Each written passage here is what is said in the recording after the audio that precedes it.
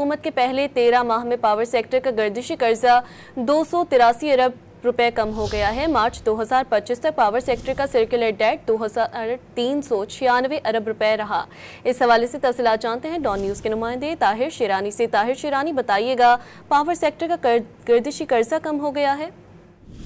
जी, power division की दस्तावेज के मुताबिक मौजूदा हुकूमत में मार्च 2024 से लेकर मार्च 2025 के दौरान पावर सेक्टर का गर्दिशी कर्जा 283 अरब रुपए कम होकर 2396 अरब रुपए पर आ गया, जबकि निगरान दौर के आखिरी महीने फरवरी 2024 तक पावर सेक्टर के सर्कुलर डेट का हजम 2679 अरब रुपए था।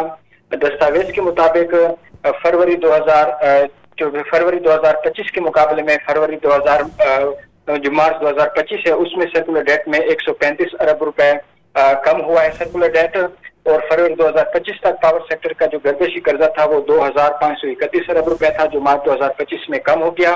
ताम रवा माली साल के पहले 9 माह जुलाई 2024 से लेकर मार्च 2025 के दौरान पावर सेक्टर के सर्कुलर डेट में 3 अरब रुपए का इजाफा हुआ, क्योंकि जून 2024 तक पावर सेक्टर के गर्दिशी कर्जे का हजम 2393 अरब रुपए था। जी ताहिर शिरानी, तफसीलात से आपने आगाह किया, शुक्रिया।